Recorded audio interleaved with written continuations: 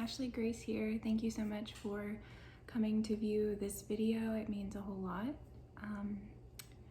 So let me just get started by saying this is extremely terrifying and weird to open up your life to basically the world. So you're opening yourself up to just all kinds of judgments and everything like that, which I'm really nervous about.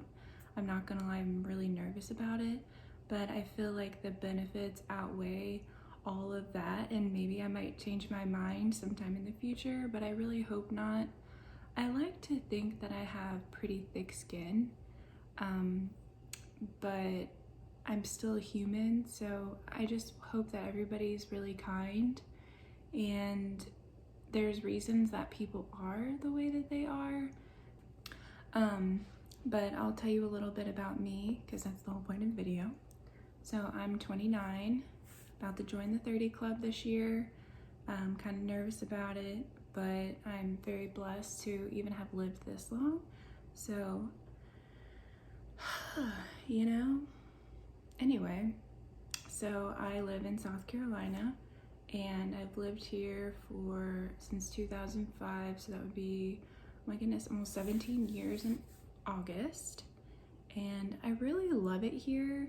I always knew that I wanted to live at the beach, and so I initially moved to Myrtle Beach from Northern Virginia, where I'm from, and I loved it. I loved the weather, I loved the people and the hospitality, and I just really fell in love with it, and I'm so glad to still be here in South Carolina.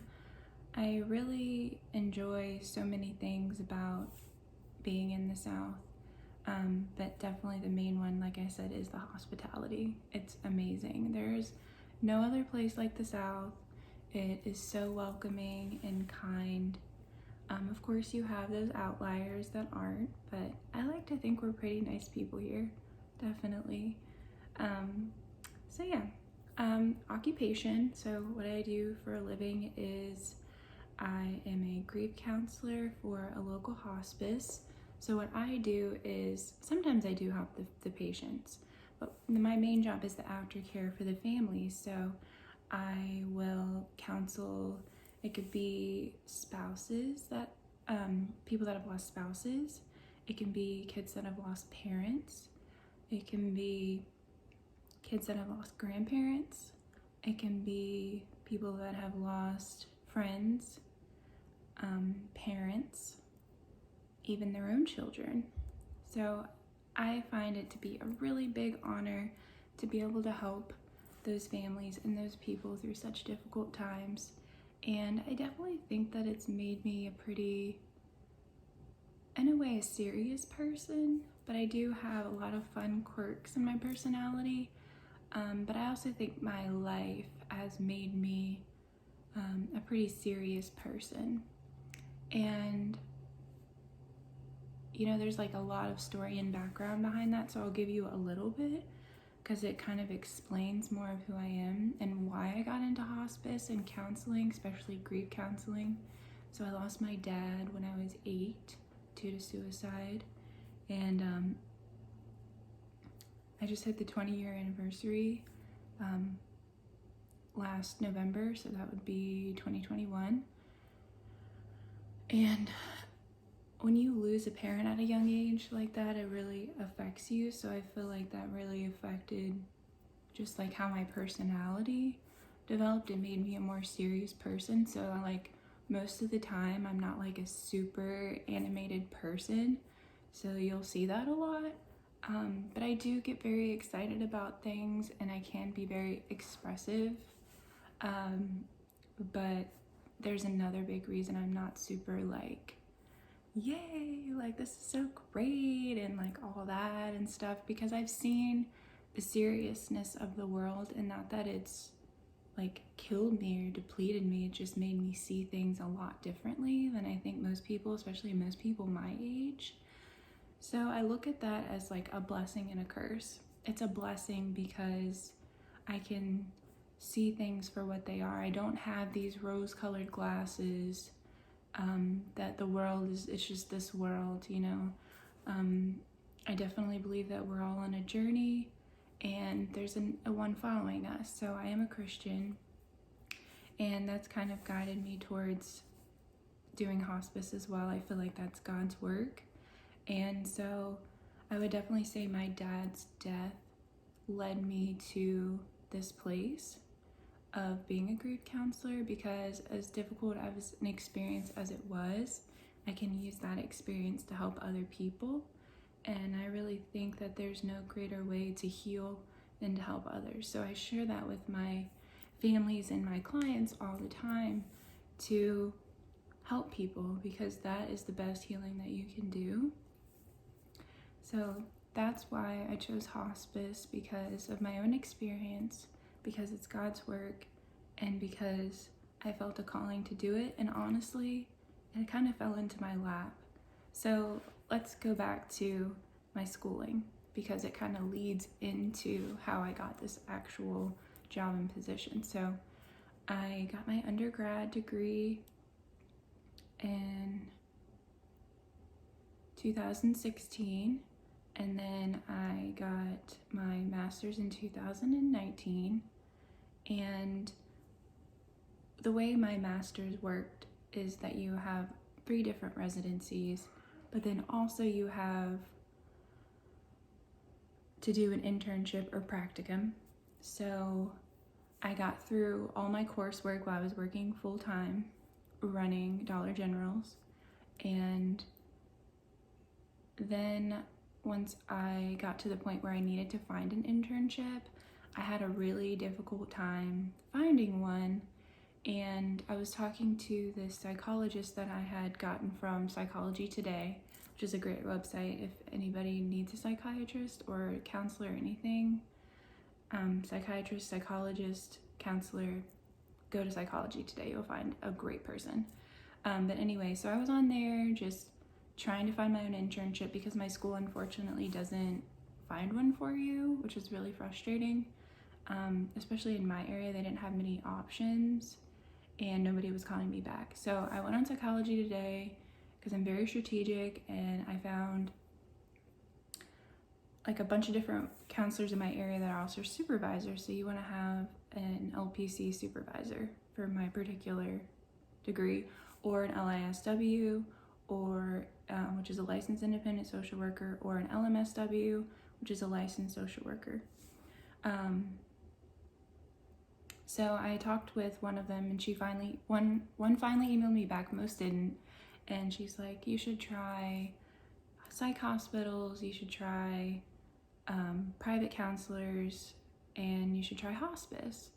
And I was like, oh gosh, I don't know if I can do hospice. Like, that would be really hard and I thought it would be very triggering for me because of my experience.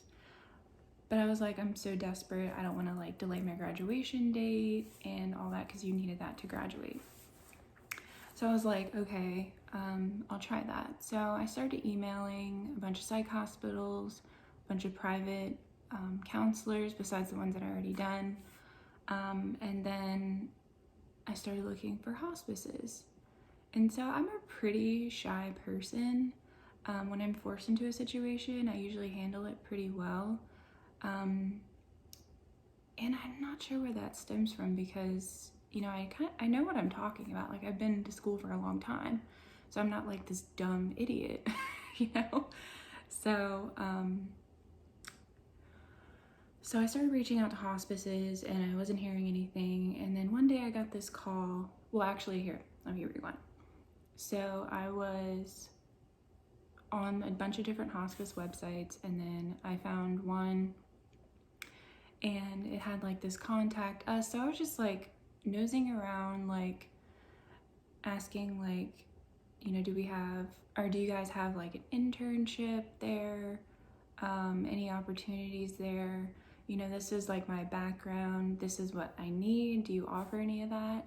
And so I got a call from a social worker, and she was like, oh, we absolutely do internships. Like, this would be so great. Like, but when do you need to start? Because, you know, she has her own schedule too. And I told her when I would need to start, and she's like, oh, that would be perfect.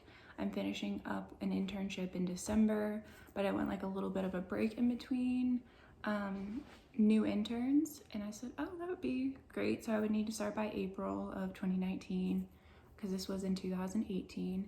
And she's like, oh yeah, sure, definitely, no problem. And so she's like, well, I would like to meet you. I have like your transcripts and everything. You definitely fit the bill, and I think it would be a great fit, but I would like to meet you in person. So I wasn't having any other response from anybody else. So I was like, this is my one opportunity to go in and nail it. And so I went in and we really got along amazingly well. And I absolutely loved her, and I still love and adore her so much. We keep in touch. And so it ended up working out. We got all the paperwork through, she was accepted, and I did the internship. And she is still, of course, an LMSW, so that's a licensed medical social worker. And so my degree is in clinical psychology, but for an internship, you just need a master's level. And so it just worked out. So I started the internship, and I was, like I said, I was fearful it wouldn't be for me, and it was.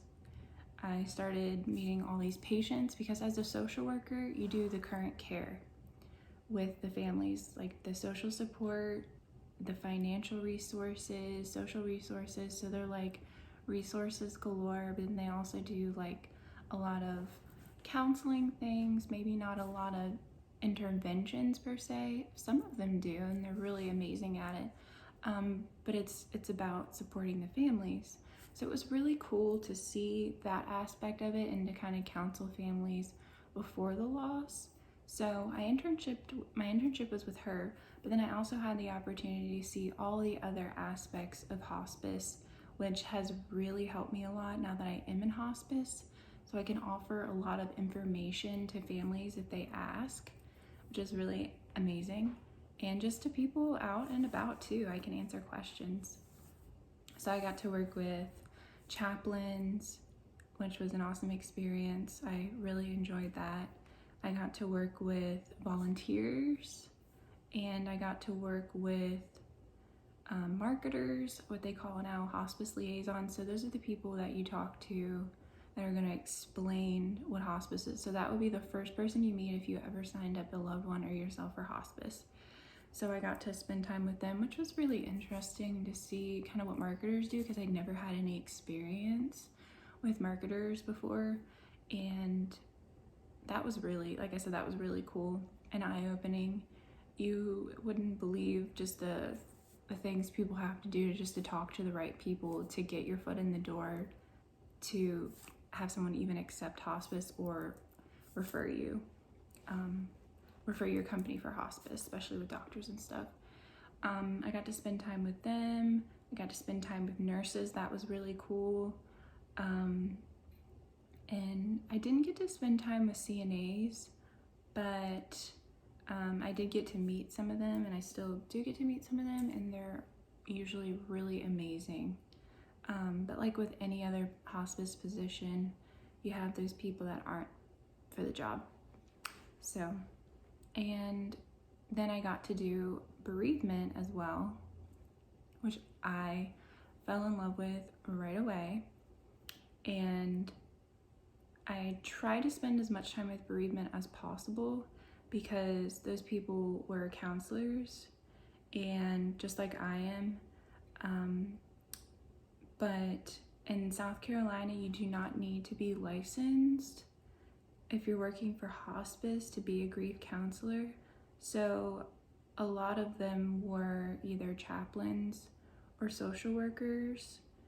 There was only one that was an actually licensed counselor, and I guess he wasn't available at the time to do the internship with me, if you're gonna ask that. So he wasn't available, and so I did bereavement a lot, which is leading into my overall story.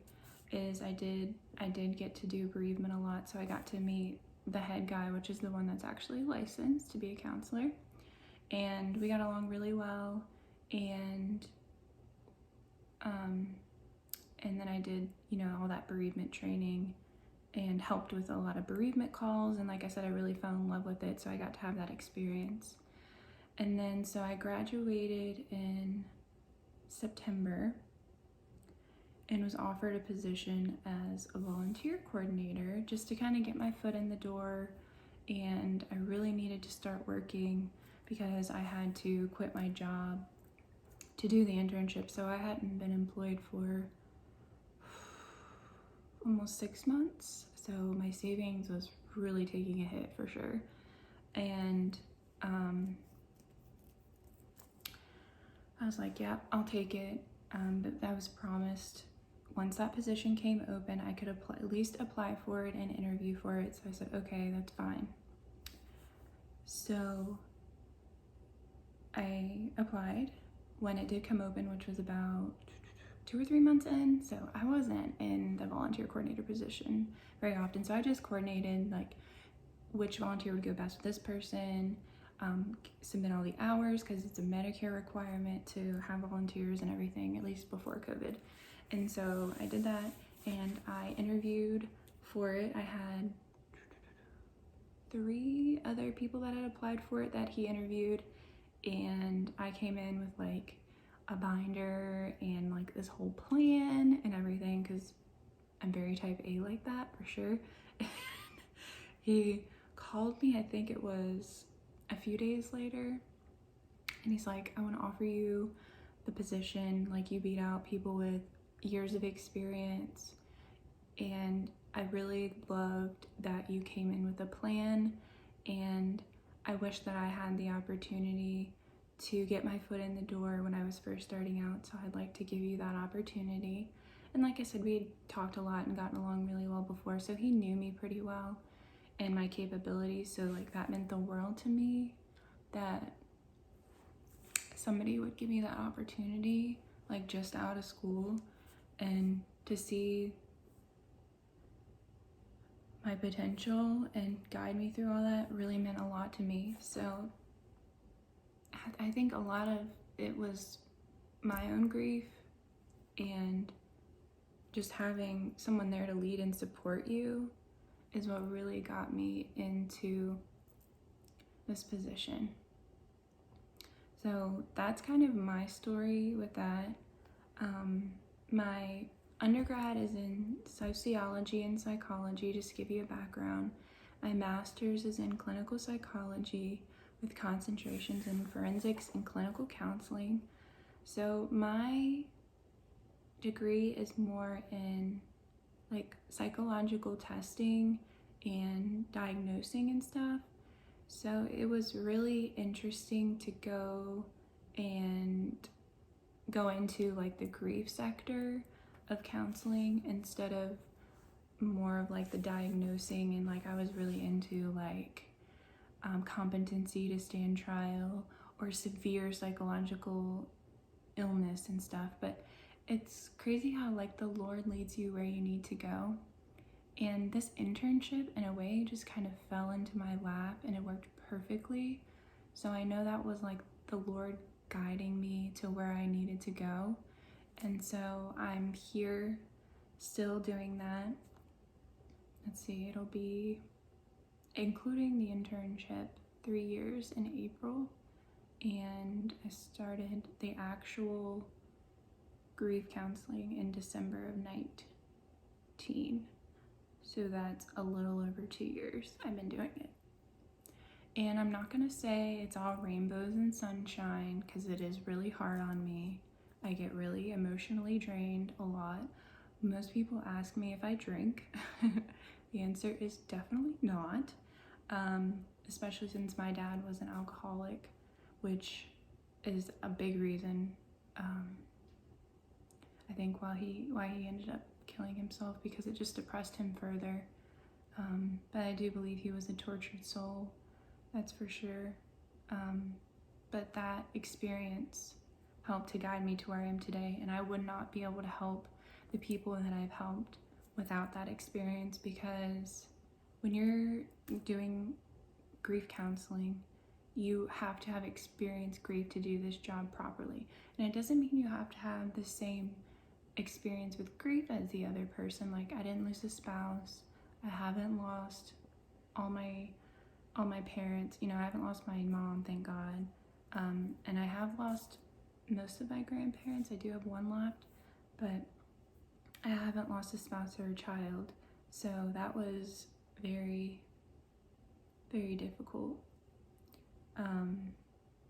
to go in and talk with people at first, because I hadn't experienced it. But then, you know, talking with my boss and my mentor, basically, you know, I realized I don't need to, because I'm just guiding these people and guiding them along in their journey. And that's a beautiful thing, to make sure someone's not alone through that, you know? So again, I feel like it was a big honor, but that's a little backstory into my job, because so many people ask about it. So that's kind of what happened with me and how I ended up where I am, in so many different ways. I told you how it all kind of happened and became what it is today. Like I said, it is hard. I do need a lot of quiet time, but I do think that that's kind of made me a little bit quieter.